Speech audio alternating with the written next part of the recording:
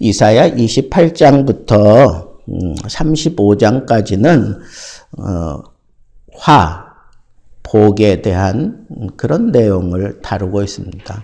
이런 자들에게 화가 있을 것이다. 이런 자에게 복이 있다 하는 내용을 아주 섬세하게 이렇게 써내려간 그런 본문입니다. 특별히 오늘 본문 말씀은 하나님 나라 백성이라고 하는 그 남유다마저도 영적으로 타락해버리고 죄악에 죄악을 더하는 그런 아주 비참한 그런 생활을 하고 있는 이 사실에 대해서 선견자들 혹은 선지자들이 분명하게 하나님의 심판을 들어서 경고하고 이 말씀을 따를 것을 그렇게 요청하는 그런 내용으로 구성되어 있는 것입니다. 그래서 더 이상 애굽을 의지하지 말고 주변에 힘 있는 나라들에 따라서 이렇게 저렇게 기웃거리며 움직이지 말고 그냥 힘들고 어려우면 잠잠히 참아 여호와를 기다리라는 거예요. 여러분, 힘들고 어려울 때 우리가 사람들 찾아다니고 뭐 힘 있는 사람들 찾아다니고 돈 많은 자들 찾아다니고 가봐야 창피만 당하지. 거지 동냥하듯이 그렇게 도와줄 뿐이지 실질적인 도움은 얻지 못합니다. 다녀보세요. 힘들고 어렵다고 더 멸시하고 더 박대합니다. 그런 상황에 빠진 사람들을. 그게 세상이에요. 그러니까 세상 사람들도 안 하는 짓을 왜 너희가 하느냐라고 그렇게 꾸짖으면서 하나님께로 돌아와라.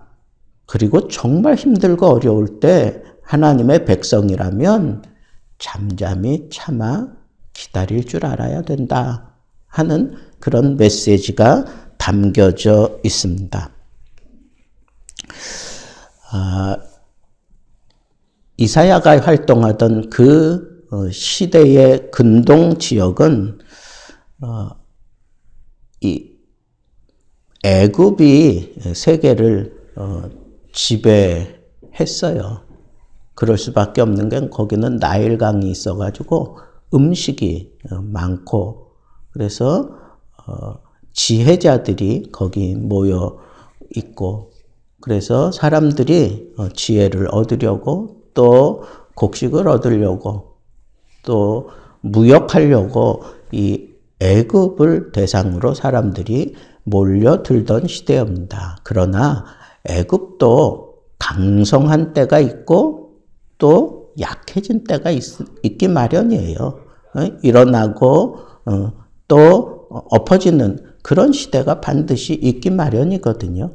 그런데 지금 이 이사야가 남유다가 이렇게 파행을 저지르는 그 시대에는 하나님을 버리고 애굽을 찾아 애굽에게 자꾸 손을 내밀려고 하는 그런 모습을 보인 게 그게 결국은 남유다가 하나님 앞에 징계를 받게 되는 그런 사실을 우리는 잘 알고 있어요. 하여튼 좀 어려움만 만나면 남유다 백성들이 붙잡으려고 했던 게 애굽이에요. 그러니까 이 애굽이 뭐 든든한 어떤 우방이라고 생각하는 거죠.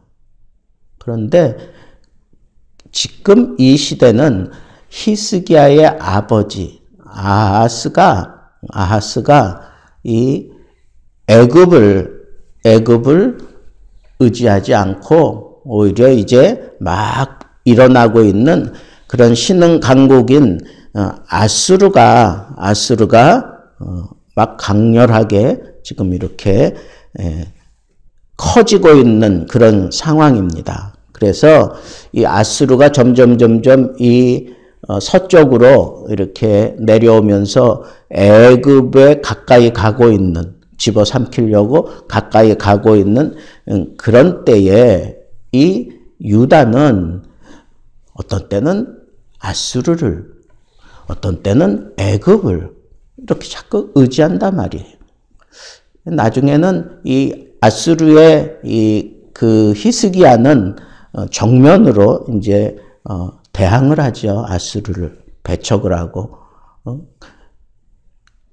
그런데 이 남유다가 힘들고 어려울 때마다 손 내밀었던 그 애굽도, 그 강대국 애굽도 이 아수르에 의해서 아주 초토화돼 버리는 그런 때가 바로 남유다가 멸망하는 때와 함께 그런 일들이 일어나고 있는 것을 보게 됩니다. 그래서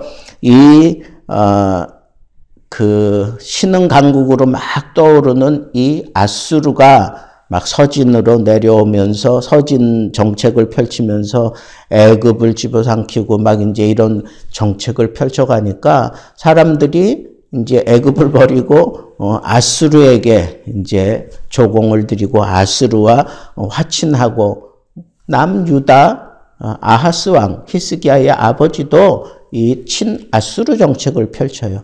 그래서 아수르에게 조공을 드리고 막 이런 시절을 보냈어요. 그러다가 이 히스기야가 대대적인 영적인 부흥을 일으키면서 우리는 하나님만 의지할 것이다 그러면서 아수르와 정면 대치하고 이 아수르에 의해서 아주 심각해지지만 결국은 또 히스기야가 하나님 앞에 눈물의 기도를 해서 이 아수르, 이 엄청난 대군을 그냥 하루아침에 다 하나님이 제거해버리는 그런 놀라운 이적이 일어났던 것도 우리는 잘 알고 있어요.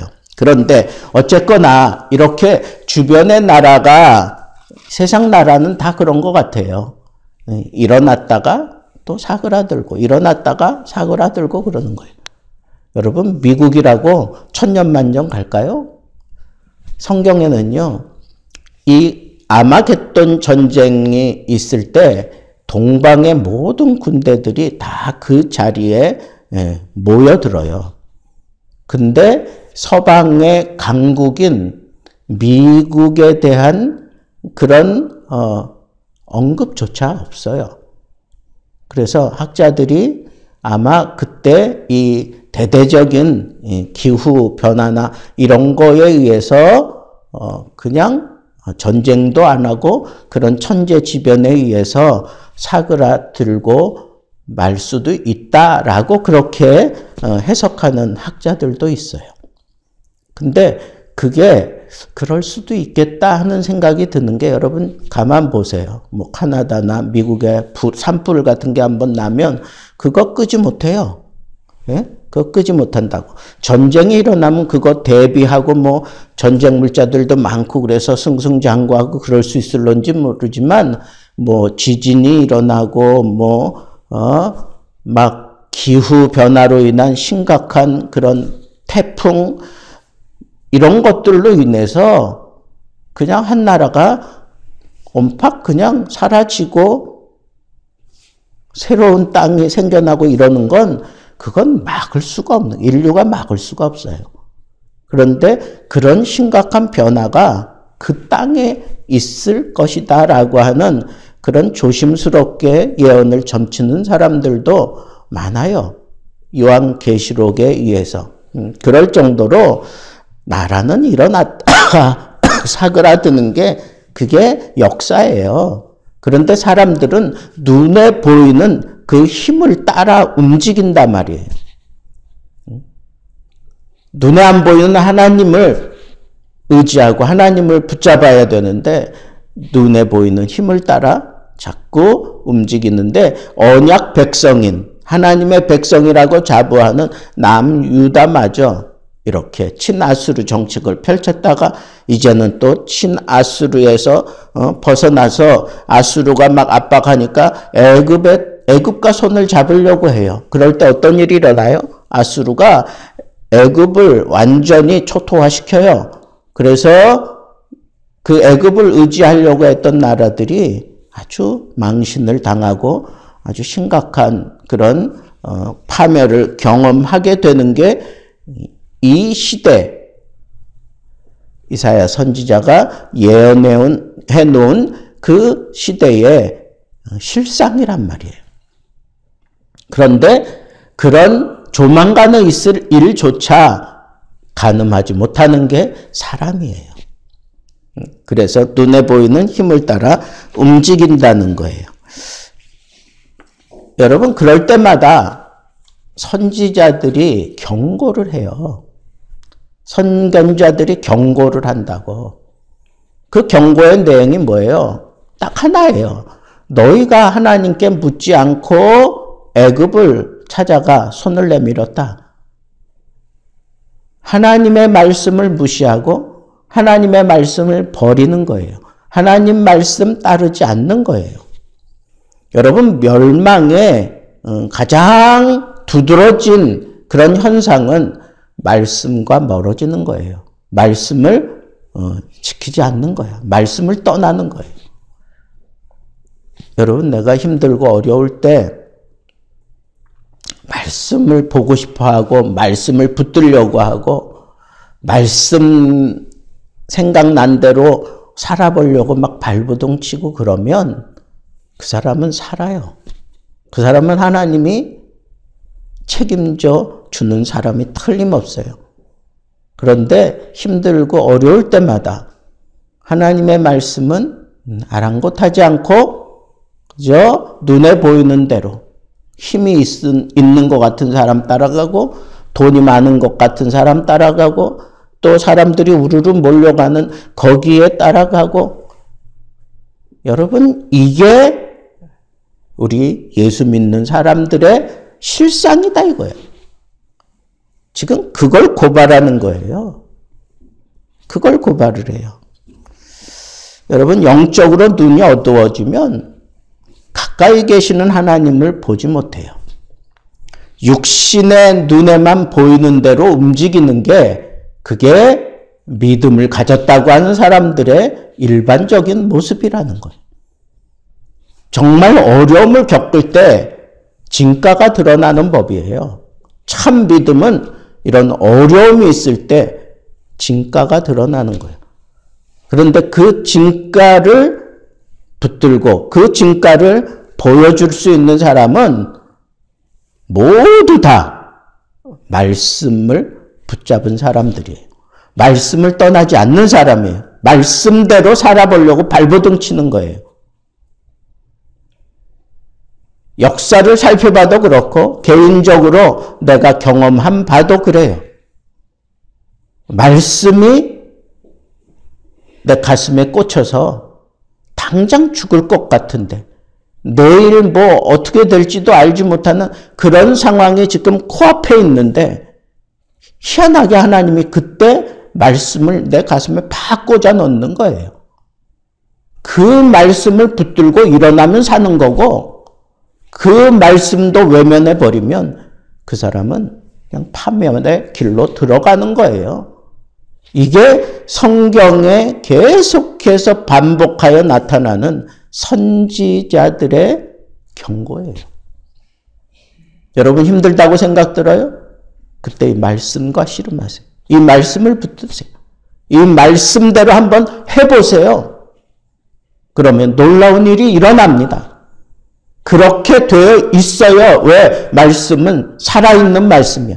말씀은 좌우의 어떤 날성검보다 예리하기 때문에 우리의 영과 및 관절과 골수를 찔러 쪼개는 그런 역사를 일으키는 말씀이기 때문에 다 죽어가던 사람도 이 말씀의 빛 하나 따라가다가 그 사람이 활력이 생기고 살아나고 회복되고 그 말씀을 붙잡고 그 사람은 새로운 그런 삶을 열어내고야 마는 게 그게 믿음의 힘이고 하나님이 그런 사람들을 붙들고 사용하시는 거예요. 남유다가 왜 패망했느냐? 원인은 그거예요. 뭐 우상을 숭배했다, 뭐 여러 가지 그 모든 것들 다 얘기할 수 있지만 궁극적으로 망한 이유가 뭐냐? 말씀을 버렸기 때문에 그래. 아말렉과의 전쟁에서 사울이 하나님의 말씀을 받았어요. 이건 여호와께 속한 전쟁이니 모든 것을 다 죽이라 그랬어. 근데 사울이 실한 소는 그건 못 죽이는 거예요. 너무 실하니까. 좋은 것들은 남겨두는 거예요. 근데 핑계는 좋아. 그거 가지고 하나님께 제사 드리려고 한다. 하나님을 영화롭게 하는 일에 쓰기 위해서 그런다. 그때 사무엘 선지자가 대척에 사울을 책망한 게 뭐예요? 당신이 하나님의 말씀을 버렸으므로 하나님도 당신을 버릴 것이다.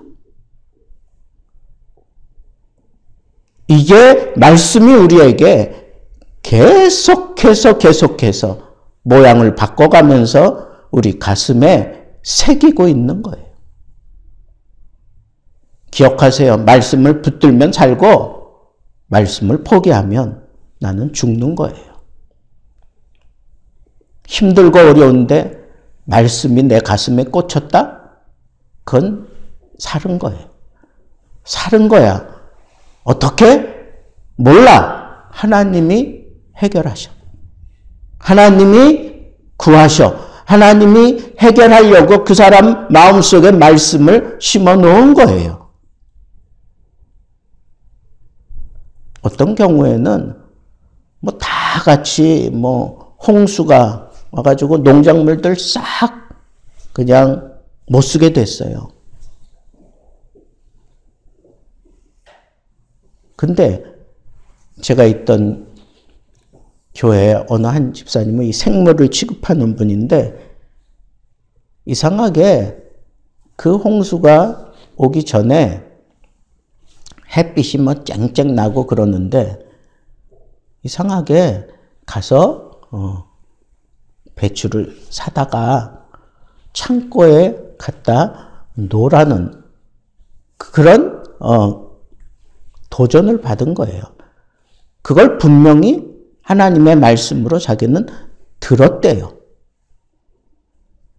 하루 장사해서 살아가는 사람인데 그래서 이 사람 저 사람한테 돈을 빌려가지고 그 배추를 사다가 실한 배추를 사다가 자기 집 창고에 잔뜩 쌓아놨대요.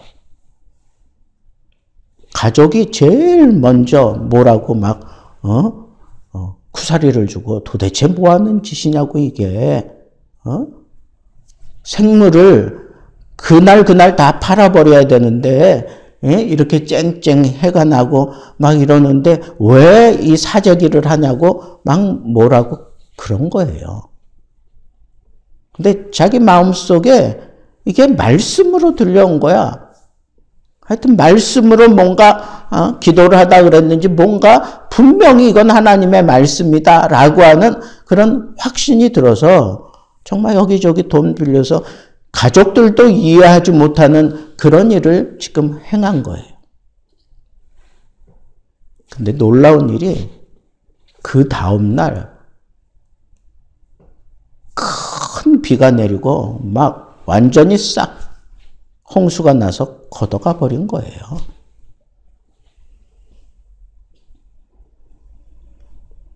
걱정이 되니까 전화한 거예요. 집사님, 힘든 일 당하셨는데 괜찮습니까?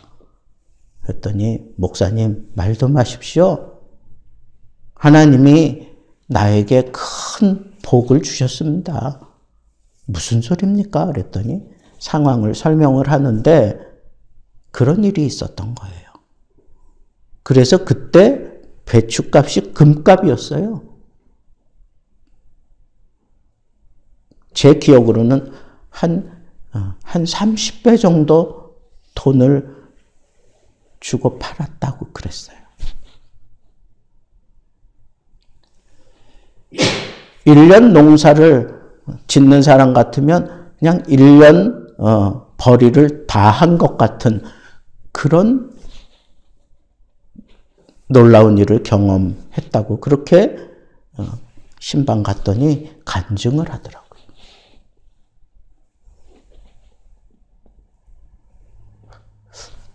저 같으면 못했을 것 같아. 맨 정신 가진 사람은 그거 할 수 있습니까? 못해요. 근데 자기는 이게 분명히 하나님의 말씀이다라고 하는 그런 분명한 확신이 들었대요. 뭔가 말씀을 보다 그랬는지 기도하다 그랬는지 정확하게 내가 기억은 못하는데 하여튼 그런 일이 있었던 거예요. 그러니까 여기저기 돈을 빌려다가 그렇게 한 거예요. 마치 자기가 땅을 팠는데 거기서 보물이 나오면 여기저기서 돈 빌려다가 그 땅을 사는 것처럼 이 집사님은 그런 마음 가지고 했겠다 하는 생각이 드는 거예요. 여러분 분명히 여러분들 기억하세요. 말씀을 붙잡으면 살아. 말씀이 들려오면 사는 거예요. 말씀이 그 속에 들어가면 살아. 자녀들 문제로 인해서 몸져 누웠어요. 권사님이. 그래서 뭐 다 그냥 죽어갈 판이라고. 그래서 우리가 이쪽 지역 신방하다가 그 소식을 듣고는 그냥 이 사람들 다 데리고 자기 구역도 아닌데 그쪽에 가서 그 권사님 집에 갔어요. 정말 다 죽어가고 있더라고. 침상에서 일어나질 못하는 거예요. 그래서 둘러앉아서 찬송하고 찬송했는데도 뭐 반응도 없어. 근데 제가 말씀을 가지고 하나하나 말씀을 증거하는데 아이 권사님이 꿈틀꿈틀거리는 거예요. 그 말씀을 들으면서 막 우는 거예요. 막 그러면서 뭔가 꿈틀거리고 막 그러더라고요. 그리고는 이제 막 기도하는데 다 같이 기도합시다 하고 막 기도하는데 이상하게 한참 기도하는데 갑자기 내 앞에서 뭐가 이제 왔다 갔다 하는 것 같은 그런 느낌이 있었어. 그래서 예수님의 이름으로 기도합니다. 눈을 딱 떴는데 권사님이 다 죽어가던 권사님이 내 얼굴 앞에 자기 얼굴을 갖다 대고 기도하고 있는 거예요. 제가 얼마나 놀랐겠어요. 여러분 하나님의 말씀이 그 속에 들어가니까 정말 마른 장작처럼 죽어 있는 것 같은 그 권사님이 그 속에 말씀이 들어가니까 꿈틀꿈틀 거리더니 기도하는 동안 일어나더라고. 저는 확신해요. 하나님의 말씀이 들려지면 그 사람은 산 거야. 말씀이 들어가면 그 사람은 분명히 문제가 해결된 거예요. 선지자들이 일목요연하게 얘기하는 건 바로 그거예요. 말씀이에요, 말씀. 엘리야도 그렇잖아요. 번개 소리, 거기 하나님 안 계셨어요. 굉장한 바람이 불고 그래도 꿈쩍도 하지 않았어요.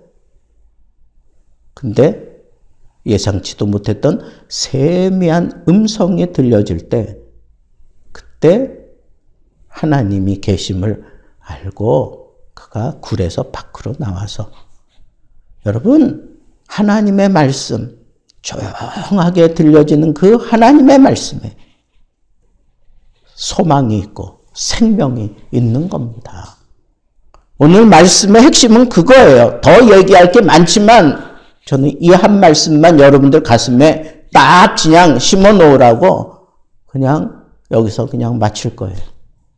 여러분 다른 거 몰라. 그냥 기억하세요. 말씀이 들리면 나는 산다. 힘들고 어려워요? 말씀이 들려오면 사는 거예요.